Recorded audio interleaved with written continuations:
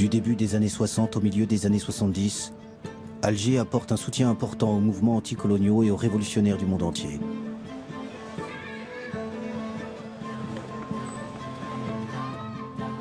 Une fois l'indépendance acquise, après 8 années d'une guerre cruelle, l'Algérie de Ben Bella, puis celle de Boumedienne, sera une terre d'accueil de militants du tiers-monde en lutte contre l'oppression coloniale ou raciale.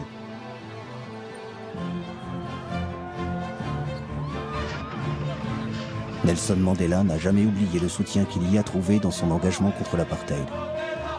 Algeria is my country. Alger la Blanche est devenue Alger la Rouge. L'internationaliste Che Guevara y établit sa base arrière.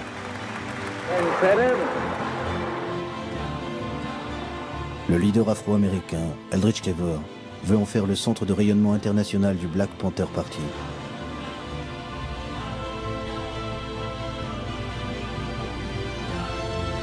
Alger est durant plus d'une décennie la Mecque des révolutionnaires.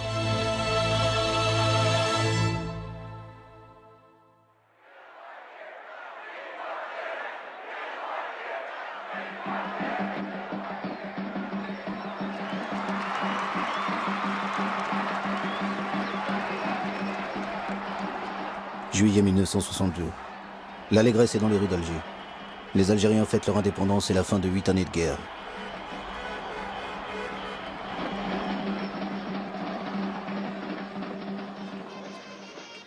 En coulisses, une autre lutte commence.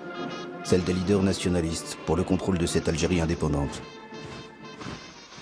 L'homme fort est Ouari Boumedienne, le chef de l'armée de libération nationale, basé à Oujda au Maroc. Son allié est Ahmed Ben Bella. Ben Bella et Boumedienne rentrent ensemble à Alger. L'austère Boumedienne affiche un large sourire, le pouvoir est acquis, mais pour l'heure, le héros des Algériens est Ben Bella. Ben Bella devient le président de la République et Boumedienne le numéro 2 du gouvernement et surtout ministre de la Défense. L'aura des Algériens dans le monde en Orient et en Occident est grande. L'un des soutiens de la cause algérienne est John Fitzgerald Kennedy, le président des États-Unis.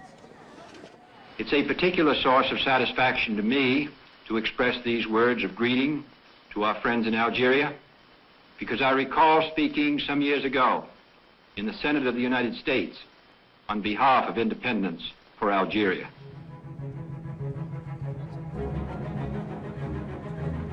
En octobre 1962, Ahmed Ben Bella se rend à New York pour la cérémonie officielle de l'entrée de son pays en tant que 109e membre de l'Organisation des Nations Unies.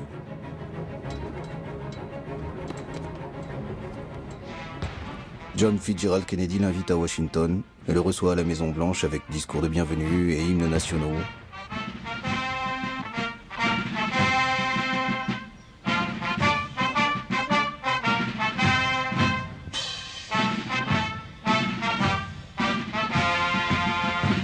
Les fausses notes de l'hymne algérien joué par les Américains n'enlèvent rien à la volonté de Kennedy de marquer cette visite par des gestes amicaux. Même la première dame des États-Unis, Jackie Kennedy, et le petit dernier John viennent voir de près le héros algérien du combat pour l'indépendance.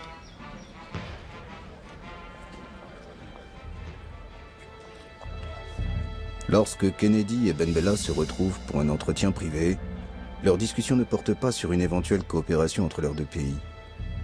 Ben Bella projette de s'envoler directement des États-Unis vers l'île de Cuba dirigée par le révolutionnaire Fidel Castro. Cela déplaît à Kennedy qui cherche à le dissuader. L'île de Fidel Castro est sous blocus des États-Unis. Elle vient d'accueillir sur son territoire, à moins de 150 km du sol américain, des missiles nucléaires de l'Union soviétique. Les deux grandes puissances sont au bord d'une guerre nucléaire.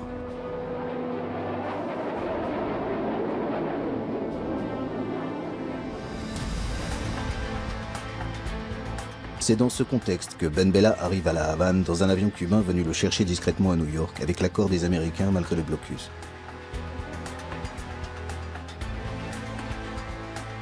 Jouant les Don Quichotte, Ben Bella projetait de faciliter le dialogue entre Cuba et les États-Unis.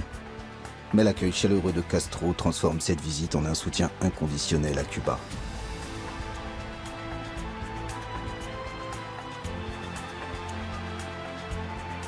Pour les Cubains, Ben Bella est l'homme qui a défié le blocus des États-Unis pour leur rendre visite.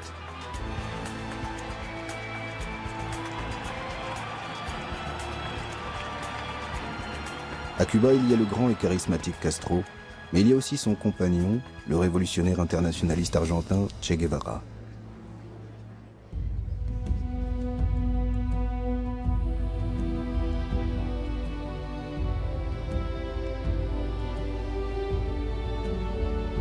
Castro, Ben Bella et Che Guevara échafaudent des plans pour aider les révolutions en cours.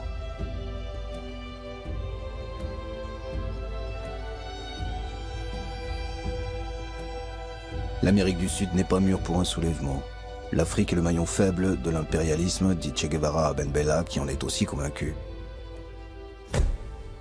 Ben Bella sait que l'Algérie peut jouer un rôle important en Afrique. Le mouvement indépendantiste algérien est un modèle, tant sur le plan de la stratégie militaire que pour ses actions diplomatiques sur la scène internationale. L'Afrique de ce début des années 60 est en pleine ébullition. Plus d'une dizaine de pays entament une lutte armée contre le système colonial, l'apartheid ou un pouvoir imposé de l'extérieur.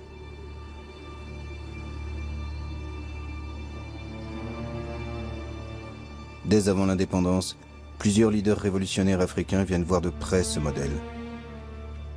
Ben Bella en a rencontré quelques-uns à Oujda, base arrière de l'armée de libération nationale algérienne. Parmi ces leaders, le Sud-Africain Nelson Mandela. Mandela est un militant du Congrès national africain, l'ANC, qui lutte contre la ségrégation raciale de l'apartheid depuis 2 décennies.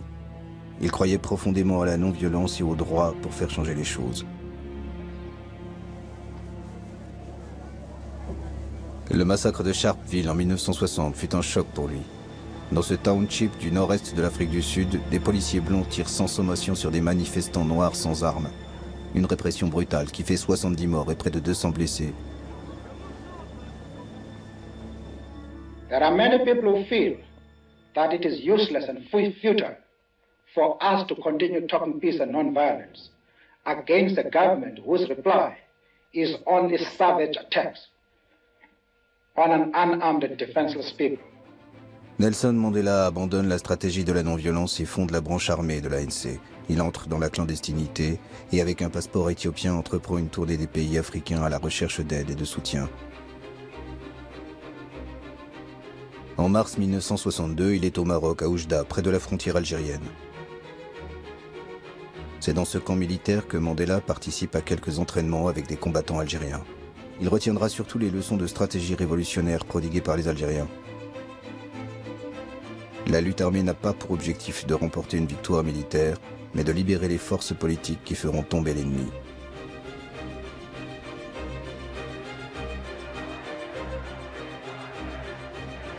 L'été 1962, de retour en Afrique du Sud, Mandela est arrêté. C'est dans une tenue traditionnelle de sa tribu que Mandela se présente devant ses procureurs. Parmi les chefs d'accusation figure son entraînement militaire avec les Algériens.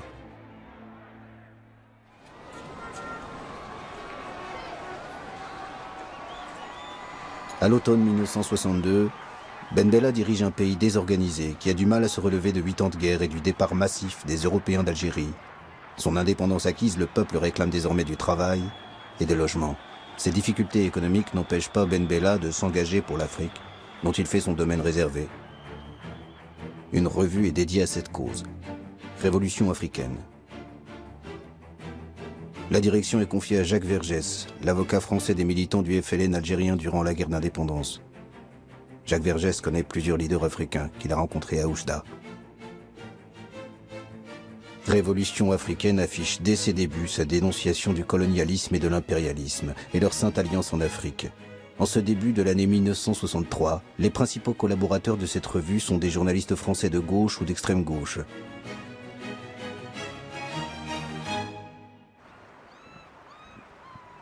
Alger la Blanche devient Alger la Rouge, lieu d'effervescence révolutionnaire permanente.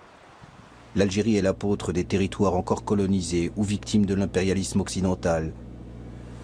Quelques mois seulement après son indépendance, l'Algérie ouvre ses portes à tous les damnés de la terre. Les manifestations, les meetings se succèdent pour apporter un soutien aux pays frères africains qui luttent contre la dernière puissance coloniale en Afrique, l'Empire portugais, ou contre l'apartheid. Le sort de l'Algérie indépendante semble dépendre du sort de tous ces combats africains. L'épouvantail de la menace extérieure est agité pour mettre un voile sur les difficultés économiques du pays. Nous devons rester fidèles à ce que nous avons été depuis 7 ans et demi. Et nous pourrions nous trouver isolés, notre propre expérience ici pourrait se trouver menacée de l'extérieur et par la même remise en cause. Nous pensons donc que l'action sur le plan extérieur est le complément naturel d'une véritable action sur le plan interne.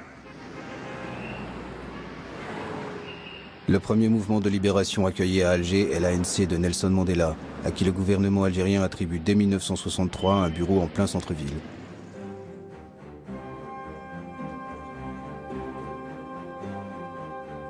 Les militants de l'ANC sont rejoints par des représentants de la Namibie et de la Rhodésie. Ils luttent tous contre un pouvoir entre les mains des Blancs qui exclut la grande majorité noire.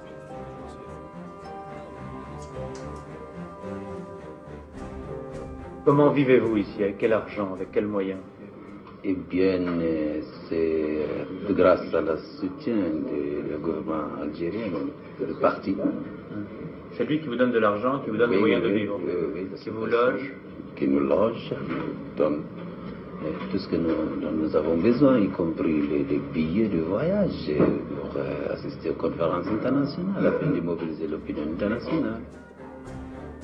L'année suivante, d'autres mouvements de libération africains s'installent dans la capitale algérienne. Le Mozambique est représenté par le Frélimo, la Guinée-Bissau et le Cap-Vert par le PAIGC d'Amilcar Cabral, l'Angola par le MPLA et le FNLA.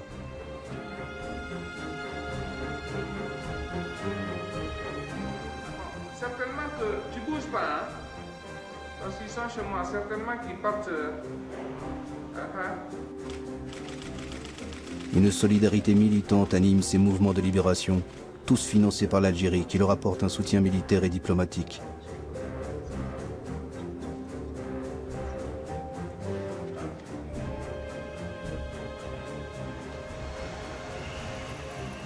Une belle villa au centre-ville est mise à leur disposition.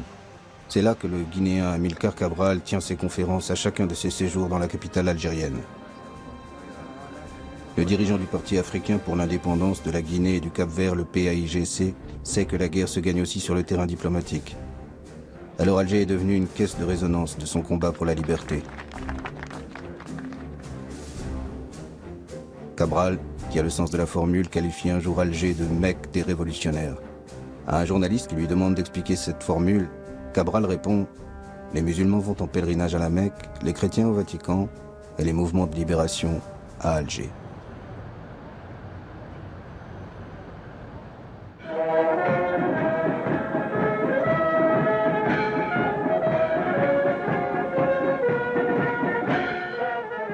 L'Éthiopie accueille en mai 1963 l'assemblée fondatrice de l'OUA, l'Organisation de l'Unité africaine. 30 pays, pour la plupart indépendants depuis peu, se retrouvent à Addis Abeba. L'empereur Haïlé Sélassié, qui dirige un pays d'une extrême pauvreté, reçoit les chefs d'État avec une profusion de luxe. La nouvelle organisation africaine appelle à l'émancipation totale des territoires africains qui ne sont pas encore indépendants. Pour l'Algérien Ben Bella, l'OUA doit s'impliquer davantage. Nous nous sommes battus pendant 7 ans et demi contre l'impérialisme le plus obstiné qui ait jamais existé. Nous n'avons pas le droit de penser à mieux manger quand des gens tombent en Angola, en Mozambique, en Afrique du Sud. Mais il y a une rançon à payer pour faire en sorte que notre solidarité soit effective. Eh bien, acceptons tous de mourir un peu, ou tout à fait, pour que l'unité africaine ne soit pas un mot creux.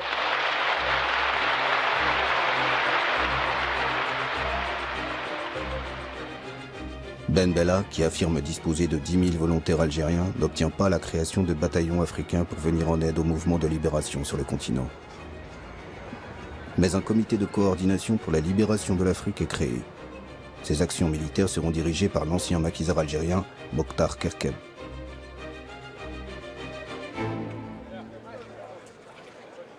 Ben Bella se voit en Castro africain. Il revêt une tenue militaire pour des actes symboliques, comme la destruction d'un bidonville. Quand ce n'est pas une tenue militaire, c'est un costume au col Mao qu'il endosse, en hommage au timonier de la révolution chinoise Mao Tse-tung. Ben Bella aime les bains de foule. Il multiplie les meetings et décrète l'autogestion par les ouvriers des propriétés abandonnées par les colons.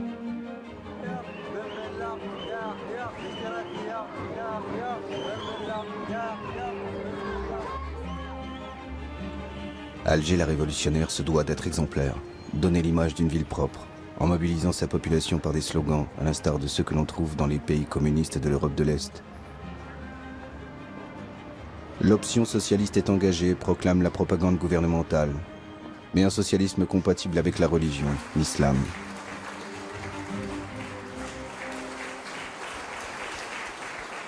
J'ai eu déjà l'occasion de le dire à certains amis communistes qui sont ici. Je voudrais parler très franchement. Pour nous, il est essentiel qu'on nous laisse notre Allah. Et nous sommes prêts à aller plus vite que n'importe quelle révolution socialiste. Ben Bella interdit le Parti communiste algérien au nom de la nécessité de construire un régime de parti unique, le FLN. Mais nombre de ses soutiens sont des communistes, à commencer par Che Guevara, qui effectue son premier séjour à Alger en juillet 1963, à l'occasion du premier anniversaire de l'indépendance algérienne. Sa venue apporte au gouvernement algérien une consécration révolutionnaire.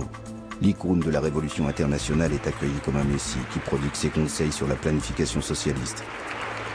Vive la République algérienne démocratique et populaire et son gouvernement révolutionnaire. Ben Salem.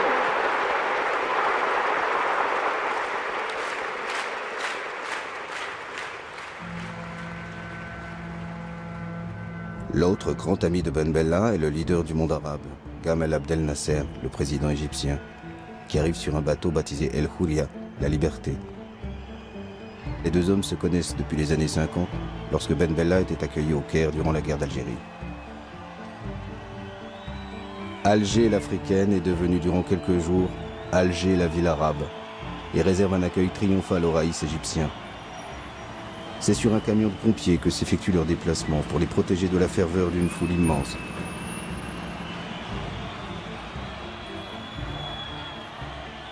La proximité idéologique est très forte entre Ben Bella et Nasser. L'un et l'autre prônent un socialisme compatible avec l'islam. Le grand frère Nasser enverra à Ben Bella quelques conseillers politiques et des milliers d'enseignants pour une Algérie qui entame une campagne d'arabisation.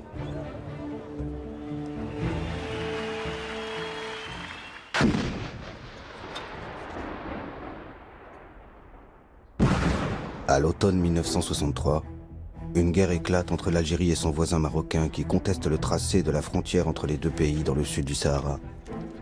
Un tracé hérité de l'ère coloniale, jamais accepté par le Maroc, qui décide de récupérer par la force la bande de sable revendiquée. L'armée algérienne ne fait pas le poids face à l'armée marocaine. Ben Bella fait appel à ses amis Castro et Che Guevara. Les Cubains volent au secours de la révolution algérienne en danger.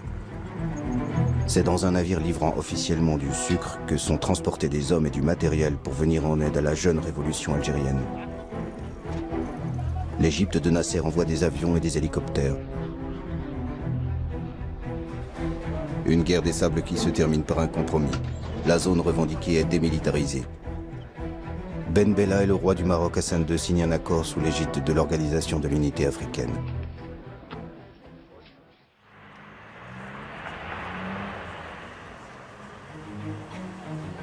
Che Guevara est presque chez lui à Alger. Ses séjours sont de plus en plus longs dans la capitale algérienne. Entre Ben Bella et Che Guevara, la complicité est évidente. Boumedienne semble en retrait, mais son admiration pour le guerriero est grande. Che Guevara fait d'Alger une base arrière pour quelques groupes marxistes sud-américains. Mais son objectif principal est l'Afrique. Le problème du colonialisme ou de l'impérialisme qui pèse sur un pays oblige à ce pays à prendre des mesures pour lutter pour sa liberté. Che Guevara veut s'engager directement et physiquement dans l'un des conflits en cours, celui du Congo-Kinshasa, l'ancienne colonie belge. Ben Bella pense qu'un soutien logistique et des armes pour les rebelles congolais suffirait. Ils veulent l'un et l'autre mettre fin au règne de Moïse Tshombe, l'homme des Américains en Afrique et un des responsables de la mort de Patrice Lumumba. Patrice Lumumba était le père de l'indépendance du Congo belge. Devenu Premier ministre en juin 1960, Lumumba était en conflit avec l'ancienne puissance coloniale, la Belgique, qui voulait garder un contrôle sur le pays.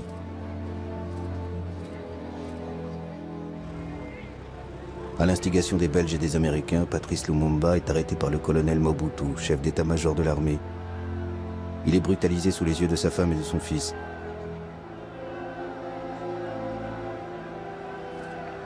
Mobutu le livre à Moïse Tshombe qui contrôle le Katanga, une riche province du Congo.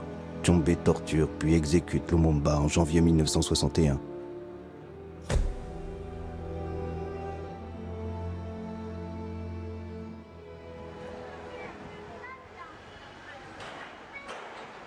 Alger se souvient de Patrice Lumumba, celui qui a payé de sa vie sa soif de liberté pour son peuple.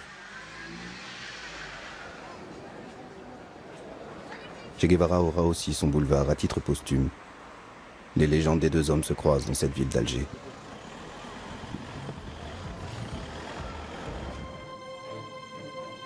Début 1965, Che Guevara prépare son expédition au Congo pour aider la mouvance marxiste au sein des rebelles lumumbistes.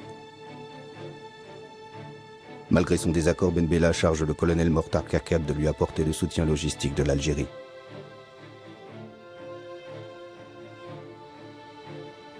Che Guevara rejoint le maquis congolais en avril avec quelques guérilleros cubains chargés de l'instruction militaire des Congolais.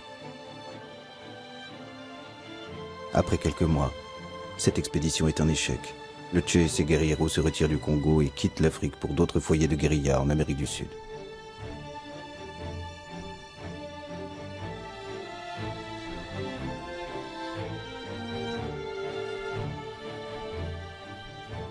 Alger n'abandonne pas pour autant son aide aux rebelles congolais et continuera à leur livrer des armes.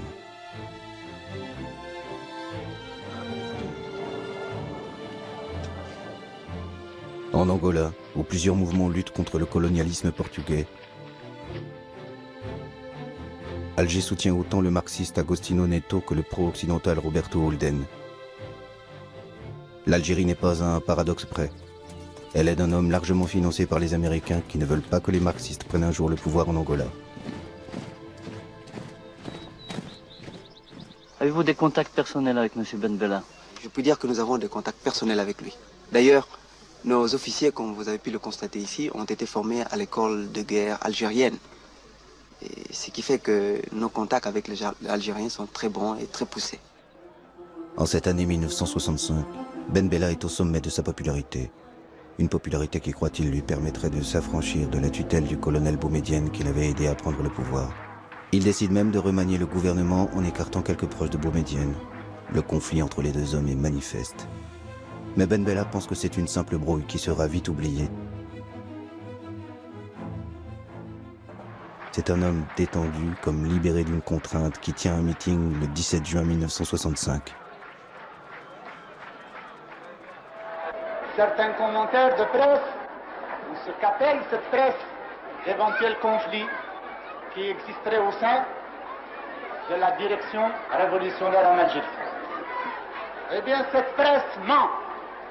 Cette presse ment car en Algérie, il y a un régime et il y a une direction plus unie que jamais, qui est plus décidée aussi que jamais à faire face aux complots d'où qu'ils viennent et surtout les complots extérieurs.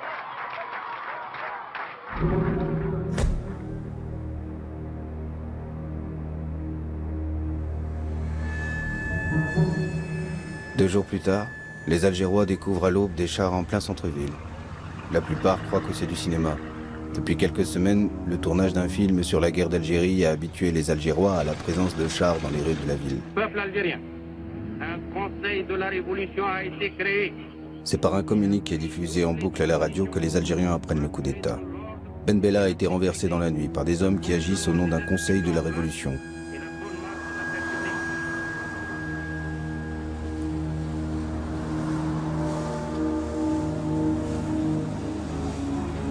La majorité des Algériens pensent que c'est un simple drame joué au sommet du pouvoir. Seuls 2 à 3 000 manifestants descendent dans les rues d'Alger.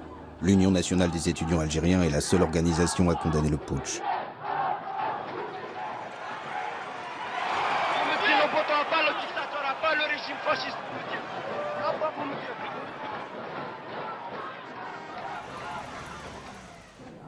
Le pouvoir acquis, il reste aux hommes de Boumedienne à faire oublier leur image de putschiste et redorer le blason révolutionnaire de l'Algérie auprès de la presse internationale. Rien n'est changé en Algérie. Quant aux lignes fondamentales, quant aux principes, nous revenons seulement à la source.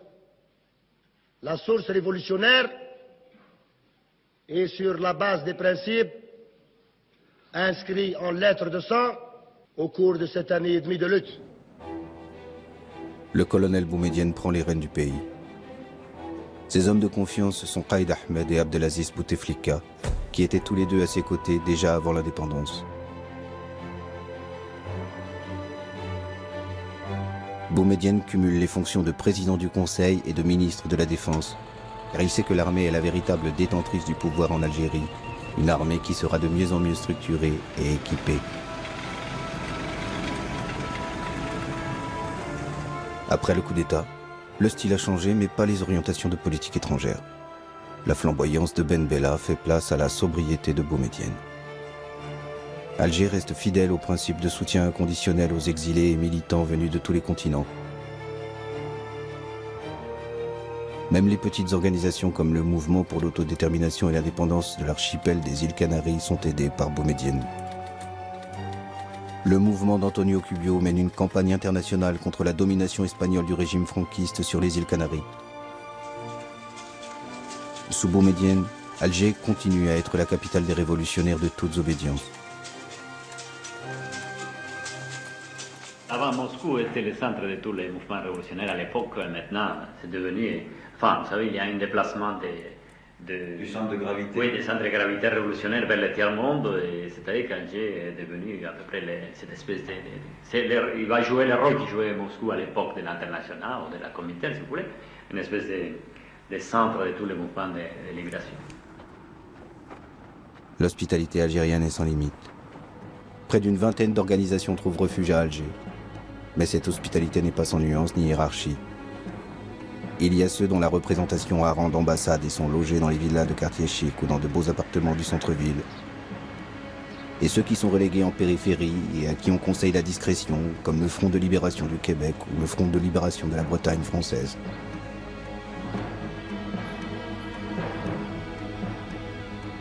Oscar Montero est le représentant à Alger du Front de libération du Mozambique. Sa délégation compte une dizaine de personnes, entièrement prises en charge par le gouvernement algérien. L'Algérie assure également l'entraînement militaire de plusieurs centaines de combattants mozambicains.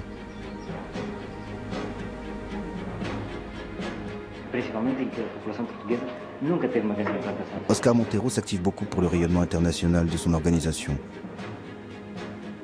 Mais c'est la solidarité avec les autres mouvements de libération qui luttent contre l'empire colonial portugais qui lui paraît essentiel. Il sait que leurs combats sont liés et que la victoire de l'un servira les autres dans la guerre menée contre l'armée portugaise. C'est difficile de dire combien de temps va durer notre lutte. Nous ne faisons pas de pronostics. Nous disons, comme disaient d'autres camarades de combat, nous disons en réponse à cela, eh bien, combien de temps les Portugais peuvent continuer à faire la guerre? Combien de temps veulent-ils continuer à la faire? Veulent-ils la faire 1 an? Nous ferons 1 an et 1 jour. Veulent-ils la faire 10 ans? Nous ferons 10 ans et demi. Tous les autres d'Alger n'ont pas choisi de venir dans cette ville. L'ancien assassin de Lumumba, Moïse Tchombe, est arrivé en Algérie suite à un détournement d'avion.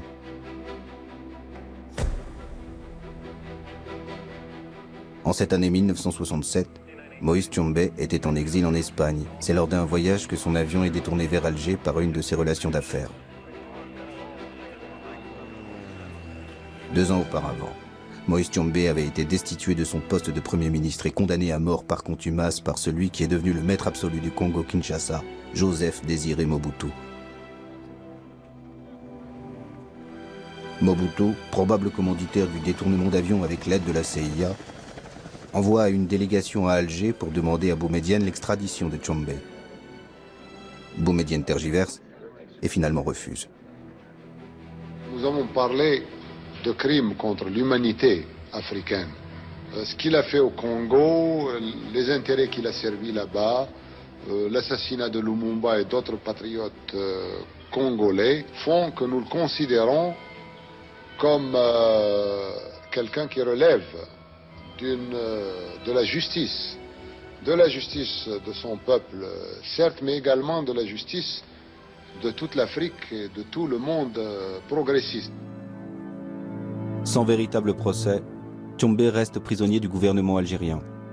Celui qui était habitué au grand luxe termine sa vie dans une villa de style mauresque au mobilier modeste. Il meurt le 29 juin 1969. Boumedienne, qui ne veut pas être considéré comme l'assassin de Tchombe, fait faire plusieurs expertises par des médecins légistes étrangers qui concluent tous à une mort naturelle suite à une crise cardiaque.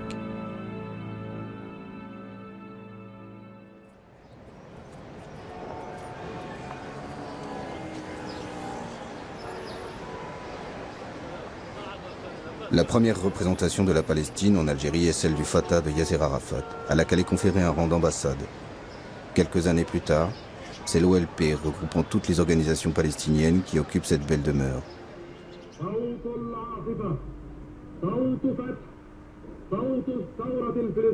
Vers le milieu des années 60, on trouve à Alger plusieurs milliers de Palestiniens. La plupart d'entre eux sont des réfugiés, étudiants ou travaillant pour l'Algérie. Jusqu'en 1967, l'aide algérienne à Yasser Arafat est plus diplomatique que militaire. Seulement quelques centaines de fidayines palestiniens sont entraînés en Algérie.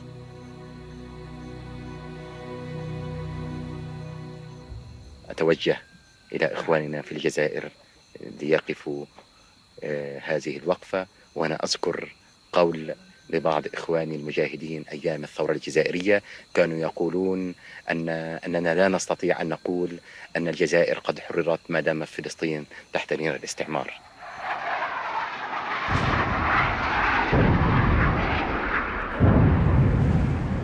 Le 5 juin 1967, Israël attaque ses voisins arabes et détruit le potentiel militaire de 3 pays, l'Égypte, la Syrie et la Jordanie. En moins d'une semaine, l'État hébreu annexe d'importants territoires dont Jérusalem-Est et triple ainsi sa superficie. L'armée égyptienne, la plus importante de la région, est dévastée. Le cessez-le-feu réclamé par l'ONU est accepté par les armées arabes défaites. Une humiliation envahit le monde arabe. À Alger, cette défaite est vécue comme un séisme, malgré l'éloignement du champ de bataille. Les Algériens descendent dans la rue pour réclamer vengeance et poursuite de la guerre. L'impérialisme anglo-américain est pointé du doigt comme responsable et coupable d'avoir armé Israël. Il ne fait aucun doute qu'au Moyen-Orient, l'impérialisme a frappé par instruments interposés. Si nous ajoutons cet élément aux autres éléments africains, peut-être même qui sont passés en Asie ou en Europe, d'autres, nous sommes obligés d'aboutir à la conclusion qu'il y a un plan impérialiste qui est mis en application. Le gouvernement algérien rompt ses relations diplomatiques avec les États-Unis. Les représentations américaines sont attaquées, le centre culturel saccagé. Des volontaires se déclarent prêts à aller au combat aux côtés de leurs frères arabes. Ouari Boumedienne se met au diapason de son peuple et mobilise son armée qu'il envoie en Égypte. Mais l'Égypte n'est pas en état de reprendre le combat. L'armée algérienne reviendra au pays au bout de quelques mois, sans avoir combattu.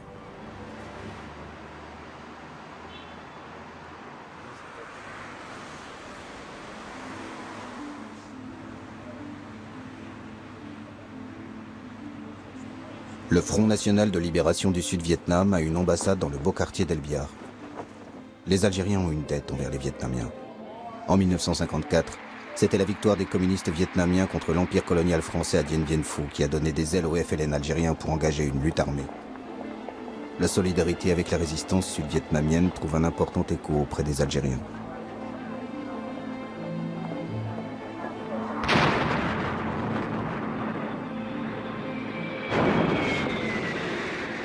Depuis une dizaine d'années, les États-Unis sont engagés militairement pour imposer un gouvernement au Sud-Vietnam. Les atrocités de cette guerre suscitent une très grande émotion à travers le monde entier.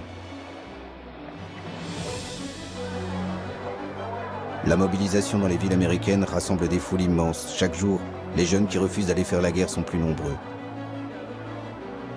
Les Noirs américains sont les plus hostiles à cette guerre contre un peuple qui ne leur a rien fait. Aucun Vietnamien ne m'a traité de nègre, affichent certaines pancartes de manifestants. Stokely Carmichael, théoricien du pouvoir noir, et un des leaders du Black Panther Party, le mouvement radical contre les discriminations, appelle les Afro-Américains à déserter l'armée et refuser d'aller se battre au Vietnam. Pourchassé par le gouvernement américain, Carmichael trouve refuge à Alger en 1968. Il est devenu un ennemi de son pays. And it is important that we begin now to visit African countries so that when the United States invades Africa, as she will have to in the coming years, we will have developed a revolutionary consciousness among African Americans that they will not fight.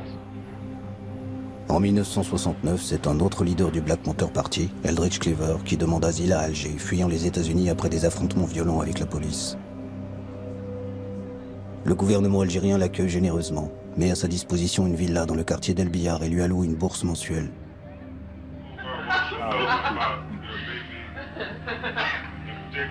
Cleaver s'installe en famille. Avec sa femme Kathleen et d'autres militants qui les ont rejoints, il crée la section internationale des Black Panthers, une sorte d'ambassade du peuple noir d'Amérique, à un moment où les États-Unis n'ont plus de représentation diplomatique à Alger.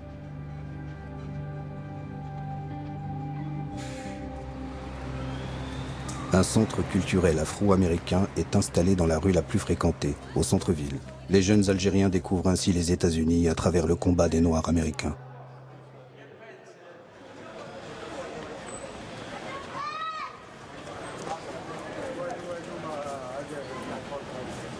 Comme pour tous les révolutionnaires en visite à Alger, le pèlerinage dans le quartier de la Casbah est incontournable pour Eldridge Cleaver. La Casbah est le lieu mythique de la bataille d'Alger qui avait servi de caisse de résonance au combat des Algériens dans les années 50. Je voudrais savoir aussi quels sont les moyens qu'ils emploient pour parvenir à leur but. What are the means you are employing to reach your... Guns. La force. La force, le fusil. Le fusil. Uniquement le fusil. He asked if it's the only guns. He asked if it's the only guns. And bombs, you know, guns, just like you had to do it here. The way you did it here, with the understanding of the problem, with the ideology for liberation, and with fighting men who would put the ideology into practice. Eldridge Cleaver veut créer une armée de libération du peuple afro-américain. Une stratégie radicale à laquelle s'opposent les leaders des Black Panthers restés aux États-Unis. Il découvre à Alger les mouvements de libération africains. Son ambition est de s'inscrire dans l'idéologie panafricaniste qui préconise la solidarité entre les Noirs de par le monde.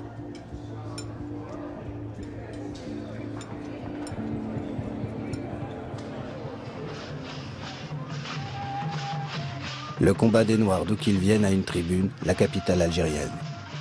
Le temps d'un été, Alger est la capitale de l'Afrique, en accueillant le premier festival panafricain.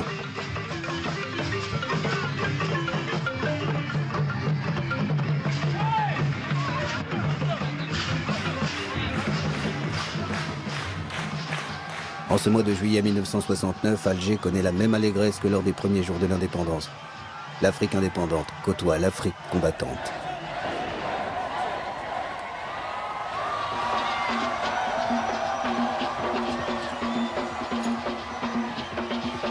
Un brassage de population envahit Alger. La ferveur emporte une jeunesse algérienne qui a soif de liberté. Des femmes dansent seins nus dans les rues de cette ville musulmane.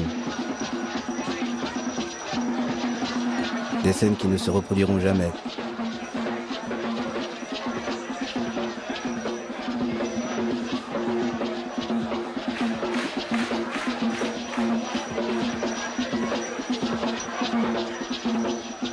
Les jeunes Algériens se sentent aussi africains et vibrent au son de musique qu'ils découvrent. Myriam Makeba illumine le festival de son aura de chanteuse engagée, chassée de l'Afrique du Sud par le régime de l'apartheid. Myriam Makeba rend hommage en chanson et en arabe à l'Algérie, terre d'asile des combattants de la liberté.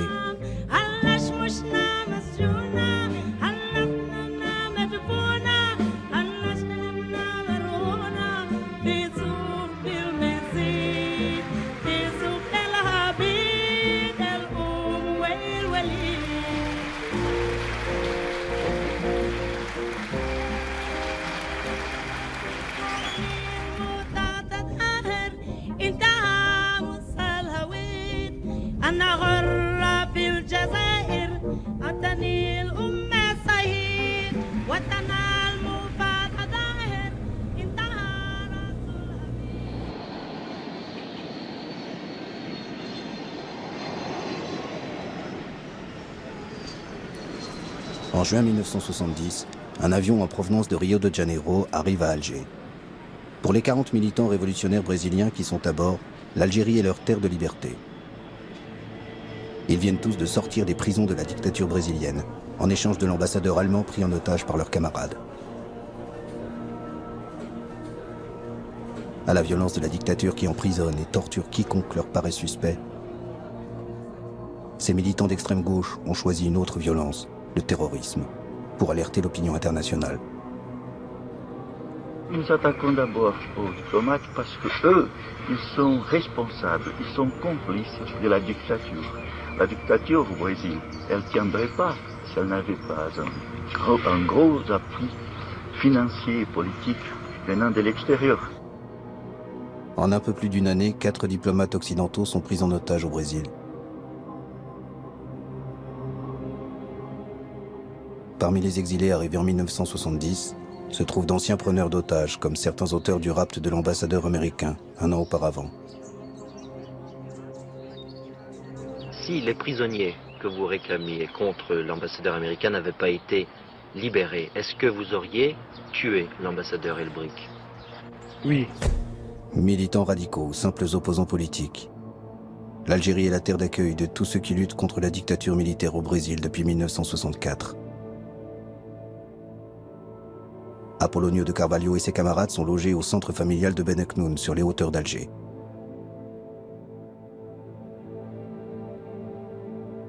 Certains d'entre eux partiront vers d'autres destinations en Europe ou à Cuba. D'autres resteront dans la capitale algérienne jusqu'à l'amnistie du gouvernement brésilien qui leur permettra de retourner dans leur pays en 1979.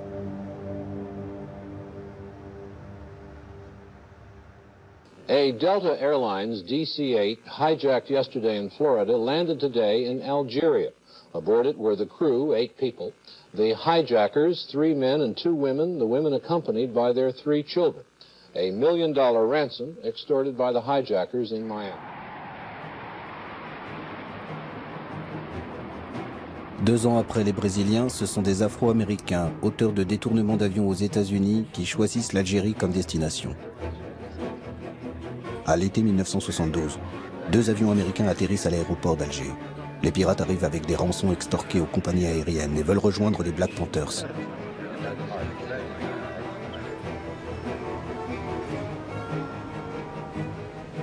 Les autorités algériennes, embarrassées, les emmènent dans un grand hôtel du centre-ville. Après plusieurs jours d'interrogatoire, la police algérienne les laisse rejoindre la bande de Cleaver, mais confisque l'argent des rançons qui sera rendu aux compagnies aériennes. Eldridge Cleaver est furieux. Pour lui, cet argent doit financer son combat révolutionnaire contre les États-Unis. Il demande aux pirates, qui sont désormais sous sa tutelle, de lire une lettre ouverte au gouvernement algérien.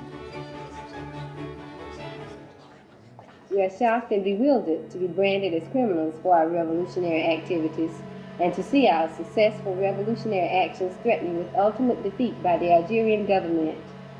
It was the United States government itself that requested of the Algerian government to allow the plane to land in Algeria. We feel that by allowing the plane to land in Algeria, the Algerian government is not obligated to go one step further and play the part of policeman for the United States government. L'accusation d'être aux ordres des États-Unis est insupportable pour les Algériens.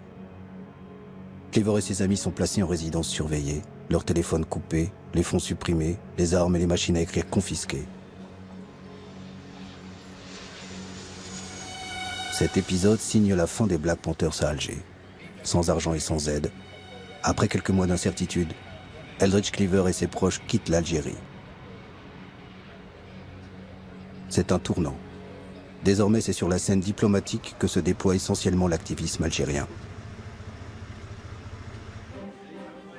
Le prestige de l'Algérie de Boumedienne est grand en ce début des années 1970. Mais sa solidarité avec tous les damnés de la terre ne peut masquer le sous-développement dont souffre le pays. Il est temps pour l'Algérie de mener le combat qui ouvrira la voie au développement économique. Et cela passe par le contrôle de ses matières premières. يسرني أن أعلن وبصفة رسمية باسم الحكومة باسم مجلس الثورة والحكومة أنه ابتداء من اليوم قررنا باش ناخذ 51% من الشركات البترولية الفرنسية. Ce coup de force ne provoquera pas de rupture entre la France et l'Algérie, qui est le premier pays à réussir la nationalisation de son industrie d'hydrocarbures. Une nationalisation qui se produit dans le contexte d'un choc pétrolier mondial qui aboutira à une forte augmentation du prix des hydrocarbures en 1973.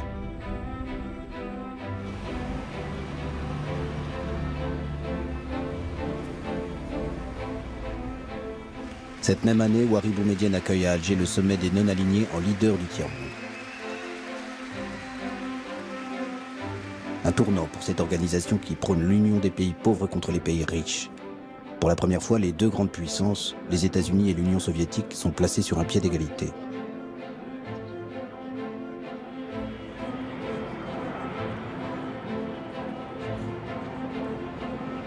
L'année suivante, c'est cette idée d'un nouvel ordre économique mondial que Houari Boumedienne défend à l'ONU.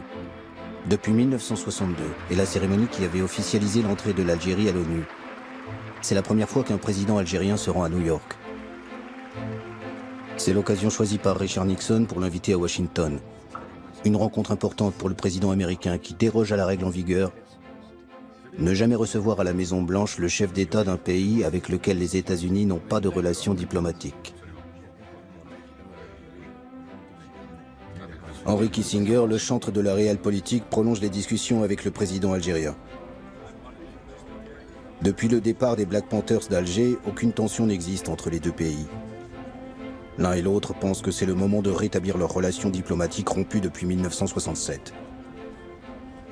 L'Algérie pourra enfin vendre son pétrole et son gaz aux États-Unis et financer ses grands projets industriels. En cette même année 1974, l'Assemblée générale de l'ONU désigne à l'unanimité Abdelaziz Bouteflika pour présider sa 29e session.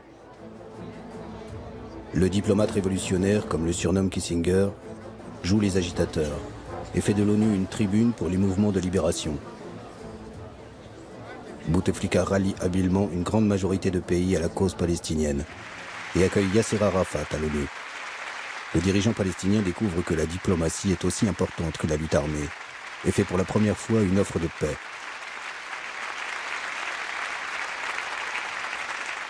لقد جئتكم يا سيادة الرئيس بغصن الزيتون في يدي وببندقية الثائر في يدي فلا تسقط الغصن الأخضر من يدي لا تسقط الغصن الأخضر من يدي لا تسقط الغصن الأخضر من يدي.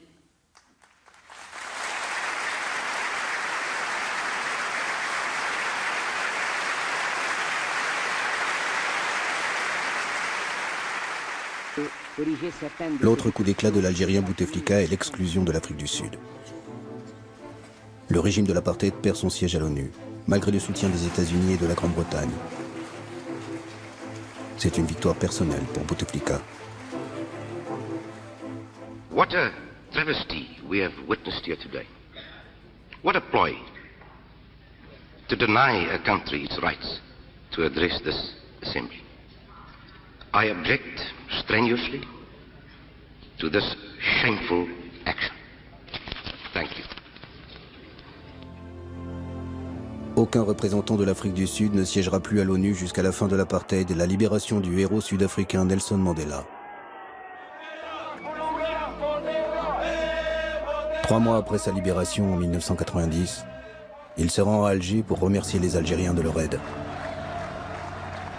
Nelson Mandela n'a jamais oublié son entraînement militaire aux côtés des combattants algériens. En 1962. The government and people of Algeria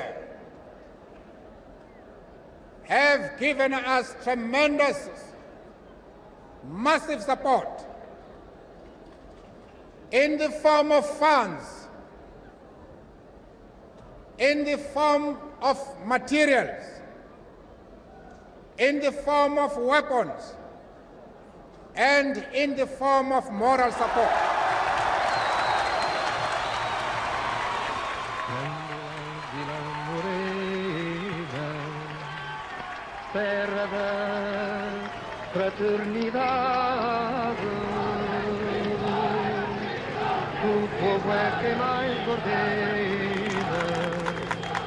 Le Portugal, dirigé jusque-là par un régime fasciste, devient une terre de fraternité au cours de cette année 1974. Des officiers opposés à la guerre coloniale menée par leur pays depuis une quinzaine d'années prennent le pouvoir à Lisbonne. Qu'est-ce que vous pensez des mouvements de libération africains? Moi, de ma part, je suppose qu'ils ont le droit à la liberté, comme l'Algérie, quoi. Parce qu'ils auront le droit à la liberté, ils sont dans leur pays. C'est où, quoi, c'est pas nous. Le peuple portugais apporte un immense soutien à ce putsch militaire, d'autant que le pouvoir est très vite transféré aux mains des civils. L'un des hommes qui incarne ce pouvoir est le socialiste Mário Soares, qui devient ministre des Affaires étrangères. La révolution des œillets ouvre la voie aux indépendances des colonies. Les négociations avec les mouvements de libération peuvent enfin commencer. Le premier accord de paix est signé dans la capitale algérienne entre Mário Soares et Pedro Pires, le représentant du Parti africain pour l'indépendance de la Guinée et du Cap-Vert. Le grand absent à Alger en ce mois d'août 1974 est le leader historique guinéen Amilcar Cabral, assassiné à Conakry un an plus tôt par des membres de son parti.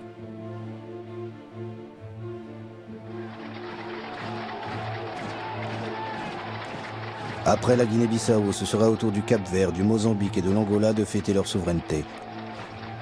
Mais les indépendances ne mettront pas fin aux souffrances des peuples. En Angola et au Mozambique, aux guerres d'indépendance succéderont les guerres civiles entre les différents clans nationalistes pour le contrôle du pouvoir.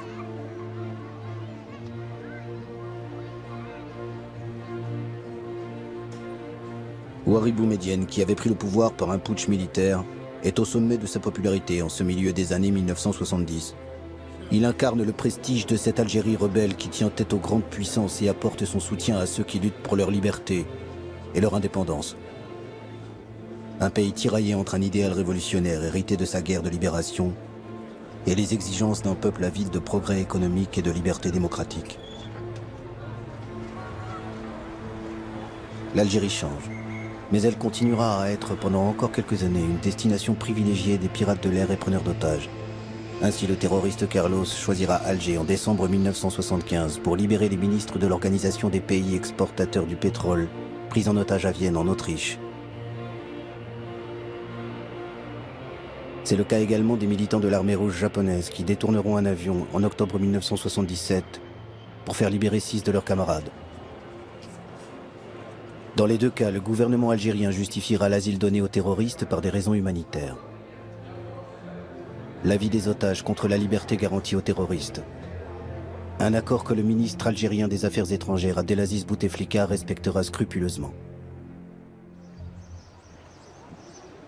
Pour les Algériens, leur fierté est d'avoir accueilli ceux qui ont lutté contre le système colonial, le racisme et les gouvernements réactionnaires en Afrique. Alger restera dans les mémoires. Elle aura été durant plus d'une décennie la Mecque des révolutionnaires.